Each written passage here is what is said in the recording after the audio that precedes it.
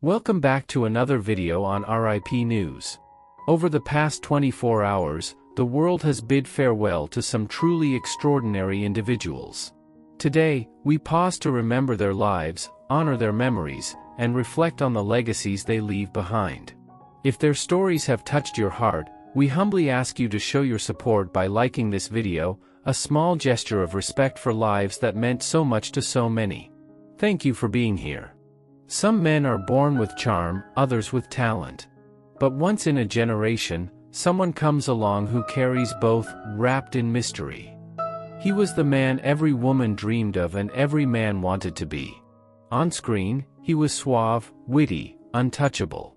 But behind the spotlight, behind the tailored suits and perfect smile, there was a different story. A boy from Bristol, England, who chased stardom all the way to Hollywood and never stopped running, even after he got there. This is the story of Cary Grant, the golden face of classic Hollywood, who redefined elegance, humor, and masculinity, all while hiding a soul filled with longing. Born as Archibald Alec Leach on January 18, 1904, in Bristol, England, his childhood was nothing like the dazzling life he would later project. His father was a garment worker, and his mother, troubled by depression, was institutionalized when Cary was just 9 years old. But Archie was told she had died. That one lie fractured his sense of reality. It wasn't until he was in his 30s that he discovered the truth: his mother had been alive all along. That betrayal would cast a long shadow over the rest of his life. As a teenager, he was expelled from school and joined a troupe of acrobats and vaudeville performers. He toured the U.S., mastering physical comedy, timing, and stage presence. It was on these stages that Archibald Leach began to disappear, and Cary Grant was born. By the early 1930s, he had transitioned to film, signing with Paramount Pictures. But Hollywood wasn't ready for someone like him. He wasn't classically trained, he wasn't brooding or muscular. Instead, he was sophisticated, charming, and effortlessly funny. Slowly, he began to reshape what a leading man could be. Films like Bringing Up Baby, His Girl Friday, The Philadelphia Story, and Arsenic and Old Lace turned him into a comedy icon. He had a rare ability to deliver rapid-fire dialogue, physical comedy, and emotional depth, all in the same scene. Later, with Alfred Hitchcock at the helm, Grant ventured into darker territory, starring in Notorious, To Catch a Thief, North by Northwest, and Suspicion. He wasn't just handsome, he was layered, vulnerable, unpredictable. But Cary Grant's true magic wasn't just in how he acted. It was in how he didn't act. He once said, "Everyone wants to be Cary Grant, even I want to be Cary Grant." He had created a persona so perfect, so beloved, that even he couldn't live up to it. Behind the scenes, he struggled with identity, depression, and relationships. He married 5 times, each ending in divorce. He longed for a stable family, the very thing he'd lost as a child. In the 1950s, he took the radical step of experimenting with LSD under psychiatric supervision, one of the first major public figures to do so. He claimed it helped him process his trauma and better understand himself. It was an attempt, he said, to tear down the walls he had built around his soul. Despite the turmoil, his career soared. He was never nominated for a competitive Academy Award during his prime, yet he remained one of Hollywood's most bankable and beloved stars. Eventually, in 1970, the Academy gave him an honorary Oscar for being, simply, Cary Grant. By the late 1960s, at the peak of his fame, he did something shocking: he retired. No farewell tour, no final role.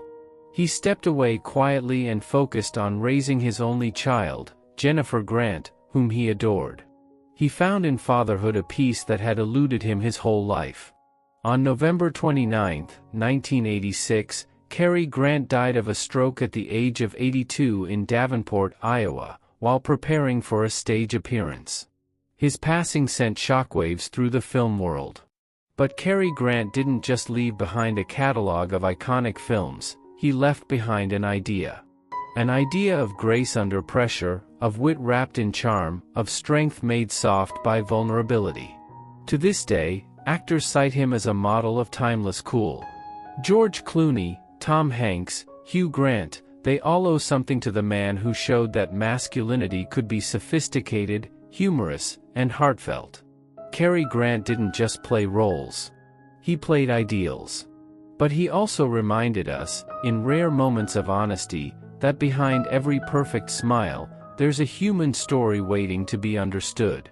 He was born as Archibald Leach. He lived as Cary Grant. And he remains, forever, the man who taught the world how to be charming without trying too hard.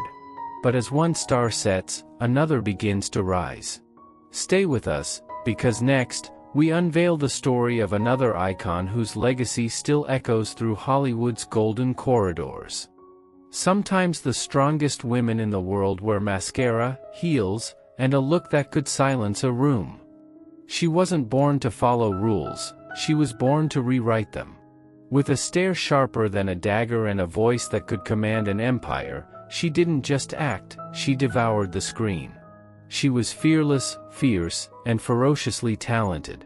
But behind the power and poise was a woman constantly at war, with Hollywood, with men, and sometimes, with herself. This is the untamed, unapologetic story of Bette Davis, the queen who never asked for permission.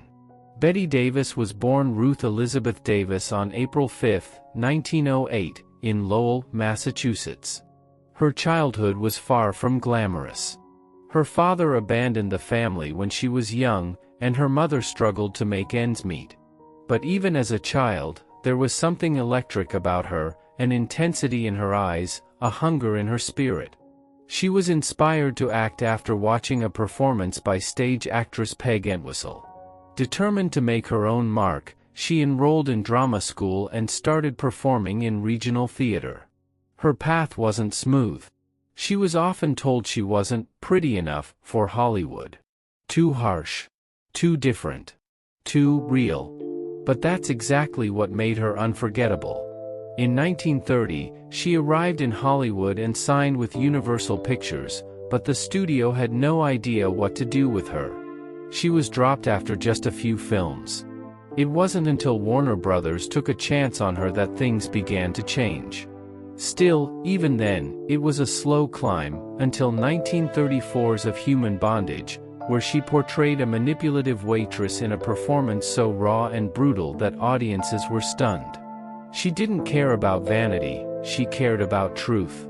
2 years later, Dangerous earned her first Academy Award, and then Jezebel in 1938 earned her a second. But Bette Davis wasn't just collecting trophies, she was making history.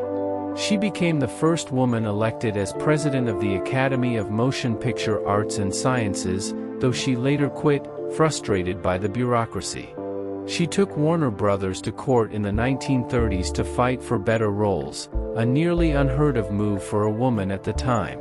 She lost the case, but won the war. The industry began offering her roles worthy of her talent. And what roles they were. Now, Voyager. Dark Victory. The Letter. All This, and Heaven Too. Each character more layered, more complex, more haunting than the last. But it was 1950s, All About Eve, that cemented her legend. As Margot Channing, the aging stage actress fighting off irrelevance, Davis gave a performance so close to her own life it was chilling. "Fasten your seatbelts," she declared. "It's going to be a bumpy night." That wasn't just dialogue. That was her life. Off-screen, Bette was equally commanding. She had a reputation for being difficult, but in truth, she demanded excellence. She wasn't afraid to speak up, to challenge directors, to refuse to play the Hollywood game. She smoked, swore, and stood her ground. But power came with a price. Her personal life was turbulent. She married 4 times, and each marriage ended in pain. Her relationship with her daughter, B.D. Hyman, grew bitter, especially after Hyman published a tell-all book accusing Bette of being controlling and cruel. The betrayal cut deep, especially after a lifetime of public battles. Still, Bet kept working. Even when Hollywood began to push older women aside, she refused to vanish. In 1962, she starred alongside Joan Crawford in Whatever Happened to Baby Jane, a psychological horror that mirrored their infamous off-screen feud. The performance revived her career once again. In her later years, she continued acting in films and TV movies, refusing to let illness or age dim her flame. She battled breast cancer, had a mastectomy, and suffered multiple strokes. But she still showed up. Still performed. Still lived. She once said, "Old age ain't no place for sissies." And she meant it. Bette Davis passed away on October 6, 1989, in France, at the age of 81. But she never truly left us. She redefined what it meant to be a leading lady. She wasn't there to be liked, she was there to be unforgettable. She opened doors for women in Hollywood and never apologized for her ambition. Even today, her performances are studied, her quotes are shared, her impact still resonates. Her eyes, those legendary, penetrating eyes, earned her a song by Kim Carnes, Bette Davis Eyes, and her legacy remains as powerful as her stare. "I'd rather be hated for who I am, than loved for who I'm not," she once said. And that's exactly how she lived. But Bette Davis was just one chapter in Hollywood's book of unforgettable rebels. Don't go far, because next, we uncover the story of another star who challenged the system, and won. Some legends don't just perform on stage, they rewrite what the stage itself can be. He wasn't just a dancer. He was a revolution. A force that defied gravity, shattered boundaries, and transformed musicals into something raw, joyful, and alive. His smile could brighten a frame, his footsteps echoed like poetry. But behind the twirls, taps, and camera-ready charm, was a man driven by perfection, burdened by expectations, and fueled by a relentless desire to create something timeless. This is the story of Gene Kelly, the man who made rain a stage in motion and art. Gene Kelly was born on August 23, 1912, in Pittsburgh, Pennsylvania, into a working-class Irish Catholic family. From the start, life was about survival, not stardom. He didn't grow up with golden opportunities, he grew up with grit. His mother enrolled all her children in dance classes, hoping to refine them, but young Gene wasn't thrilled. In fact, he found it embarrassing. Dancing wasn't manly, not in the eyes of other boys. But as the years passed, something shifted. Dance became more than movement, it became freedom. A way to express something deeper. Gene attended the University of Pittsburgh, studied economics, and taught dance on the side. His passion only grew, and eventually, he made the bold decision to leave security behind and chase the stage. Broadway welcomed him in the late 1930s, but it was his 1940 performance in Pal Joey that made Hollywood take notice. MGM signed him, and the silver screen would never be the same. Gene Kelly wasn't content to follow in anyone's footsteps, not even the great Fred Astaire. While Astaire was elegance and refinement, Kelly was athleticism and fire. He brought masculinity to dance, showing the world that a man could move with grace and still be strong, grounded, and powerful. His breakout came with For Me and My Gal, 1942, opposite Judy Garland, followed by a string of hits like CoverGirl, Anchors Away, and On the Town. But it was 1952's Singin' in the Rain that became his masterpiece. That scene, Kelly splashing through puddles, swinging from lampposts, drenched in joy, wasn't just iconic. It was defiant. He filmed it while running a fever of 103 degrees, determined to make magic no matter the cost.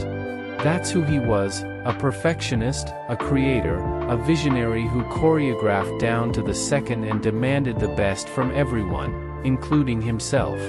But behind the scenes, Kelly's pursuit of perfection wasn't always easy. He could be intense, critical, even harsh. Many co-stars later admitted that working with him could be exhausting, but they also knew they were part of something extraordinary. He pushed boundaries. He merged dance with animation in Anchors Away. He used cameras as dancing partners. He co-directed and choreographed, never settling, always innovating. He wasn't afraid to get political either. During the McCarthy era, Kelly, who had leftist leanings, faced scrutiny, and his second wife, Jean Coyne, was even blacklisted for a time. But he remained vocal in his beliefs and never compromised his artistic integrity. As the golden age of musicals faded in the 1960s, so did Gene's dominance on the screen. But he didn't disappear. He directed films, taught, narrated documentaries, and mentored young dancers. His influence stretched far beyond his own films. Artists like Michael Jackson, Madonna, and even modern choreographers cite him as a direct inspiration. His personal life, though, wasn't a musical. He married 3 times and experienced deep loss with the death of his second wife.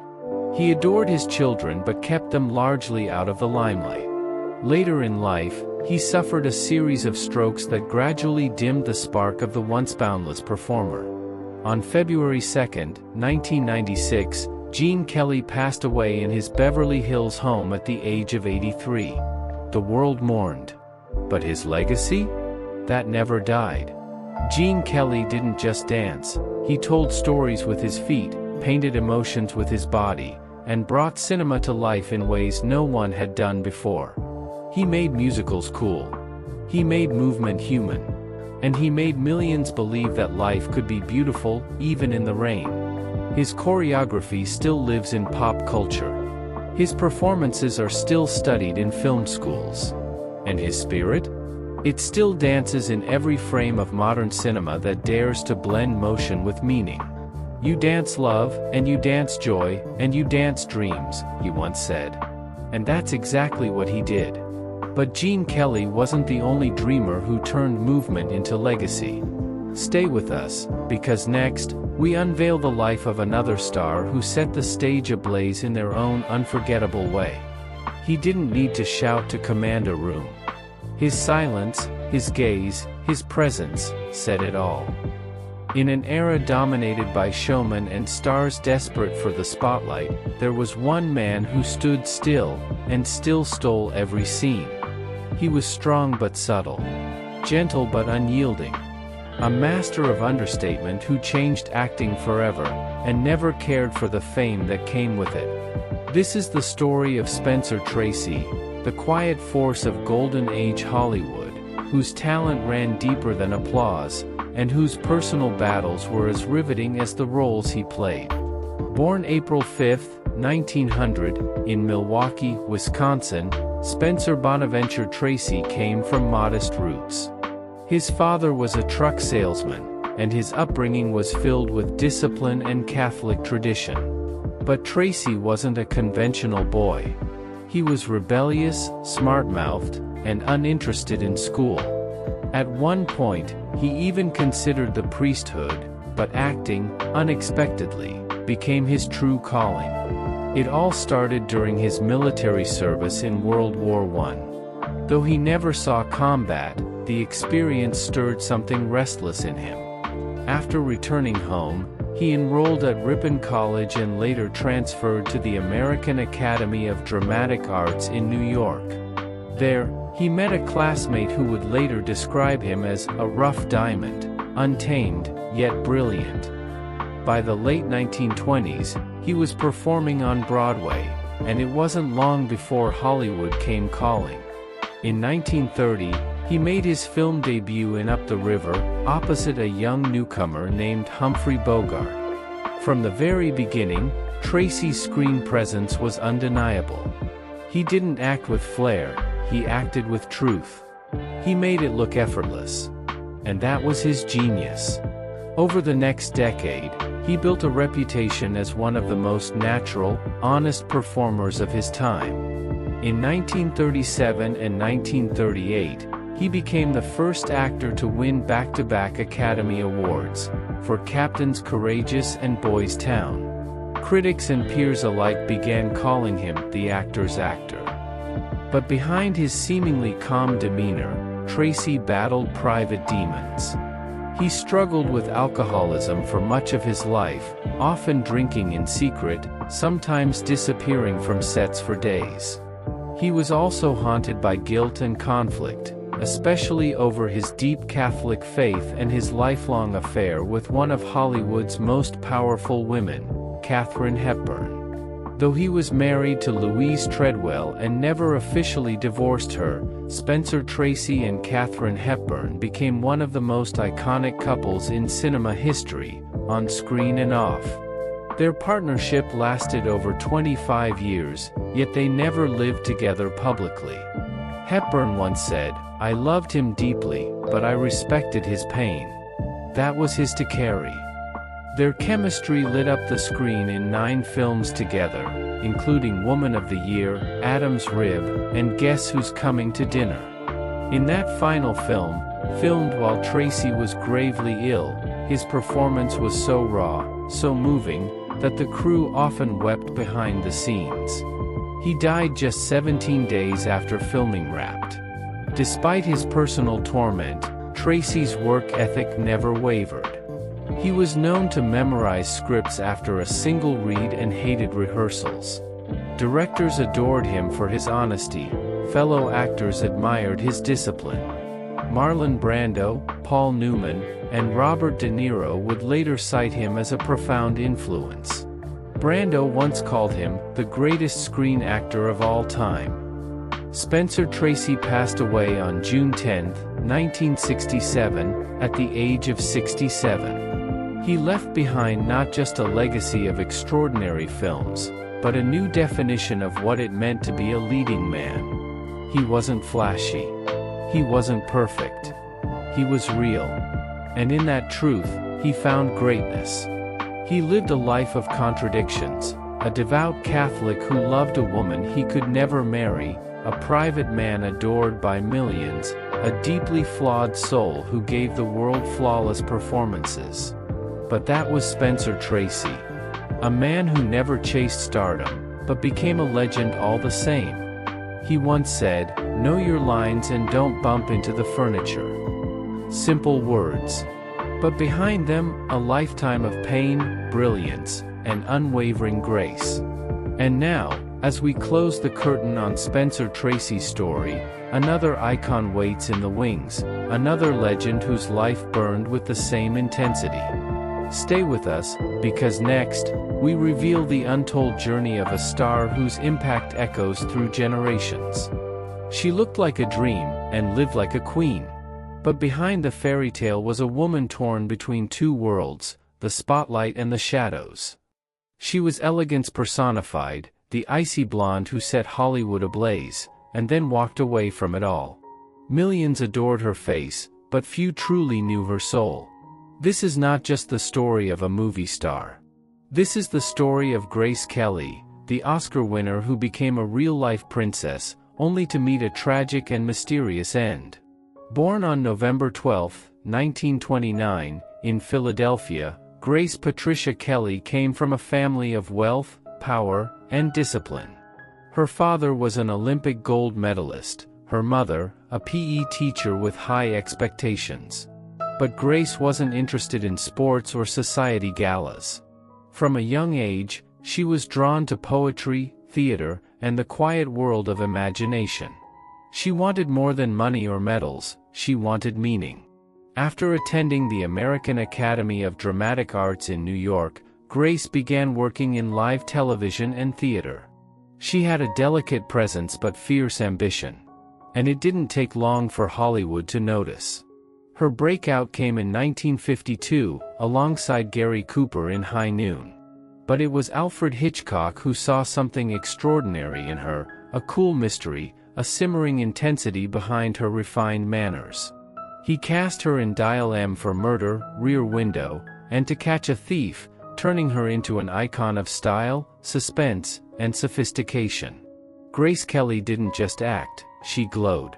Audiences were captivated by her serene beauty and magnetic restraint. She won an Academy Award for The Country Girl in 1955, defying critics who once said she was too polished to play a broken-down wife. She proved them all wrong, quietly, powerfully. But just as she reached the pinnacle of stardom, she made a decision that shocked the world. In 1956, at the age of 26, Grace Kelly left Hollywood behind to marry Prince Rainier III of Monaco. It was a real-life Cinderella story, an American actress becoming European royalty. The wedding was a global spectacle, watched by 30 million people. She became Her Serene Highness Princess Grace of Monaco, trading scripts for royal duties, red carpets for palace halls. Many believed she had it all. But palace life wasn't the fairy tale it seemed. Grace struggled with the constraints of royalty, the loss of her creative identity, and the pressure to live under constant scrutiny. Her letters from that time reveal a woman missing her art, questioning her choices, and yearning for purpose. She raised 3 children and worked tirelessly in charity and arts advocacy.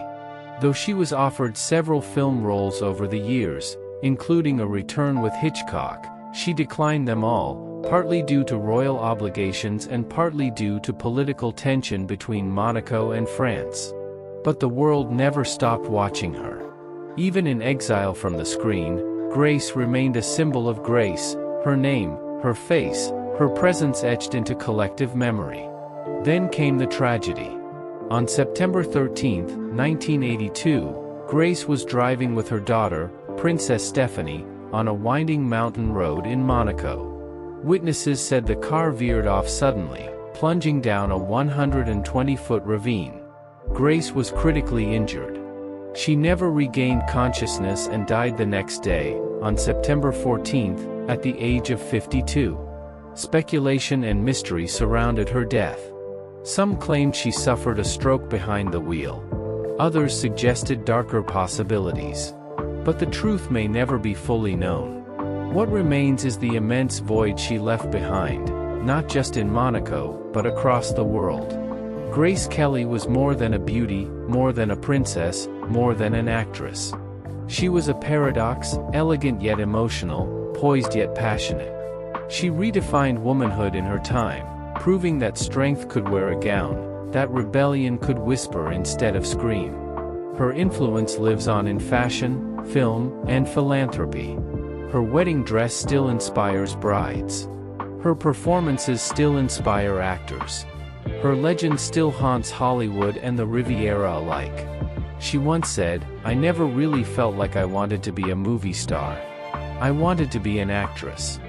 And in her brief but brilliant career, she became both, before vanishing into a castle, and ultimately, into history. But Grace Kelly wasn't the only star whose story reads like a dream interrupted. Stay with us, because in just a moment, we'll uncover the life of another legend, one whose fame, fortune, and fall left a mark on the world that can still be felt today. He was the man every woman dreamed of, and every man admired. But behind the dazzling smile and romantic roles, there lived a secret that haunted him, and ultimately, changed the world. Tall, handsome, and undeniably charismatic, Rock Hudson was once the very image of Hollywood perfection. But his journey to stardom was anything but easy, and the legacy he left behind reached far beyond the silver screen. Rock Hudson was born Roy Harold Scherer Jr. on November 17, 1925, in Winnetka, Illinois. His early life was marked by instability. His father abandoned the family during the Great Depression, and his stepfather was cold and unaffectionate. As a young boy, Roy found comfort in the movies, watching stars like Clark Gable and Cary Grant, imagining himself up there one day, larger than life. After serving in the Navy during World War II, he moved to Los Angeles with little more than a dream and a striking face. But his start in Hollywood was anything but glamorous. He worked as a truck driver and couldn't even memorize a single line for auditions. It took persistence, a name change, and a powerful agent named Henry Wilson to transform Roy Scherer into Rock Hudson, a name destined for marquees. His breakout came with 1954's Magnificent Obsession. Critics praised his performance, but audiences fell in love with his blend of vulnerability and strength. He wasn't just a pretty face, he had depth, emotion, and charm. Over the next decade, Hudson became one of Hollywood's most bankable stars. He starred opposite legends like Jane Wyman, Lauren Bacall, and Elizabeth Taylor. But perhaps no pairing was more iconic than his on-screen chemistry with Doris Day. Their films, like Pillow Talk, Lover Come Back, and Send Me No Flowers, defined the romantic comedy genre in the 1950s and early 60s. Audiences adored their witty banter and irresistible charm.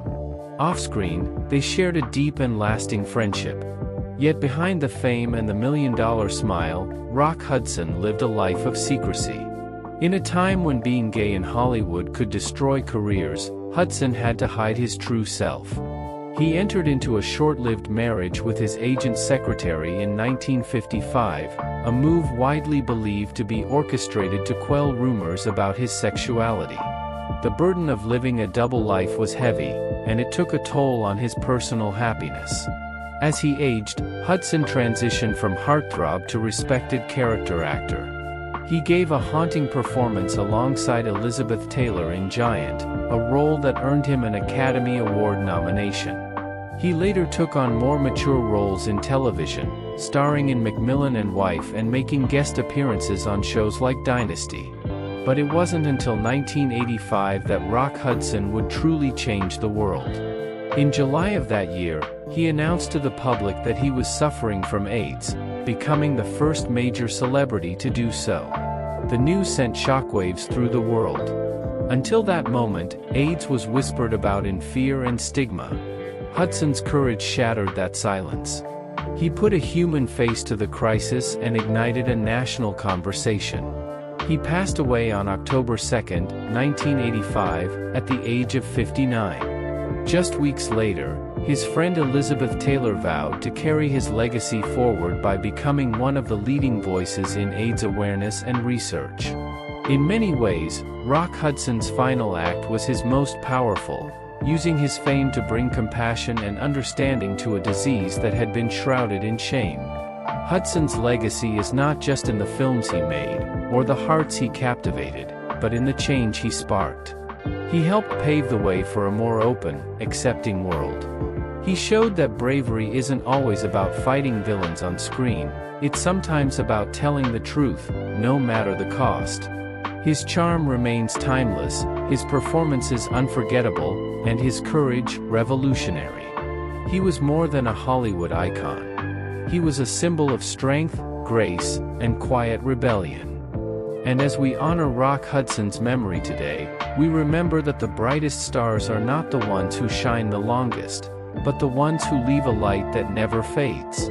But Rock Hudson wasn't the only legend whose life defied expectations. Stay with us, because next, we uncover the story of another unforgettable icon who changed Hollywood forever. He had the eyes of a rebel and the heart of a king. Charming, complex, and quietly defiant, he didn't just act in films, he lived in them. But the man behind those piercing blue eyes was far more than just a Hollywood heartthrob. He was a racer, a philanthropist, and a soul forever chasing truth. He entered the world of cinema as a pretty face, but Paul Newman left it as a legend. Born on January 26, 1925, in Shaker Heights, Ohio, Paul Leonard Newman was the son of a sporting goods store owner and a mother who believed he was destined for greatness. From an early age, Newman was drawn to performance. But before Hollywood, there was World War II. He served in the U.S. Navy as a radioman, disciplined, brave, and already different from the men he would one day play. After the war, Newman studied drama at Yale and honed his craft at the Actors Studio in New York. He struggled at first, but his persistence paid off. With striking looks, raw talent, and undeniable charisma, it was only a matter of time before Hollywood came calling.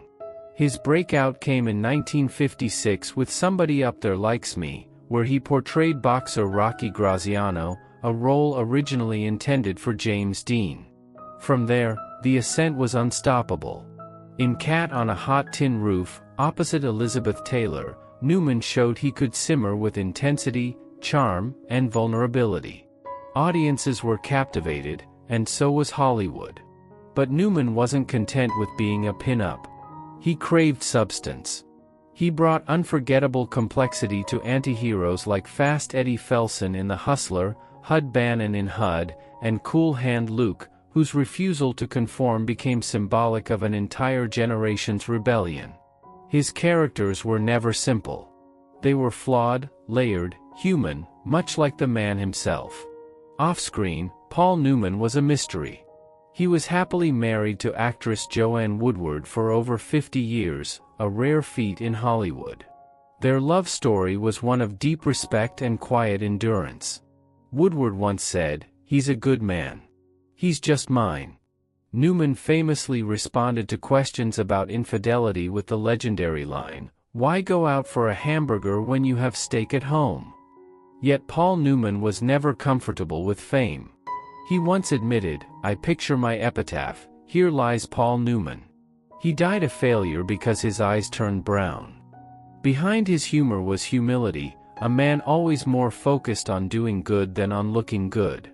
That drive led him to his second great passion, racing. Fast cars weren't just a hobby, they were a full-blown second career. He competed professionally well into his 70s and even finished second in the 1979 24 Hours of Le Mans. On the racetrack, Newman wasn't a movie star. He was just another driver, disciplined, fearless, obsessed with precision. And then, there was his third act, philanthropy. In 1982, he co-founded Newman's Own, a food brand that donates 100% of its profits to charity. What began with a homemade salad dressing turned into a worldwide movement. As of today, Newman's Own has donated over $600 million to causes around the globe, from children's hospitals to education, to camp experiences for terminally ill kids. He didn't just give money. He gave heart. Newman also used his platform for activism, standing against the Vietnam War, supporting civil rights, and defending those without a voice. He was listed on President Nixon's enemies list, an honor Newman wore with pride. As he aged, Newman's roles became even more poignant. He earned an Academy Award for The Color of Money, finally recognized by the very industry he helped redefine. His later performances, in Nobody's Fool, Road to Perdition, and the voice of Doc Hudson in Cars, were infused with quiet wisdom and grace. In 2008, Paul Newman passed away after a private battle with cancer. He was 83. Hollywood mourned, but the world remembered. Not just the actor. Not just the star. But the man. The philanthropist. The father. The friend. The quiet revolutionary who never stopped racing, on screen, on tracks, in life. Paul Newman didn't chase fame. He chased purpose. And in doing so, he became timeless. Today, his legacy lives on, not just in films or award statues, but in the millions of lives touched by his generosity. In every bottle of salad dressing, in every child smiling at a camp he built, in every young actor studying his roles, Paul Newman lives on. He proved that greatness isn't about being seen. It's about seeing others, and lifting them with you. But Paul Newman was just one of many whose spirit outshined their stardom. Stay with us, because up next, we explore the life of another legend, one who left just as deep a mark on cinema and on our hearts.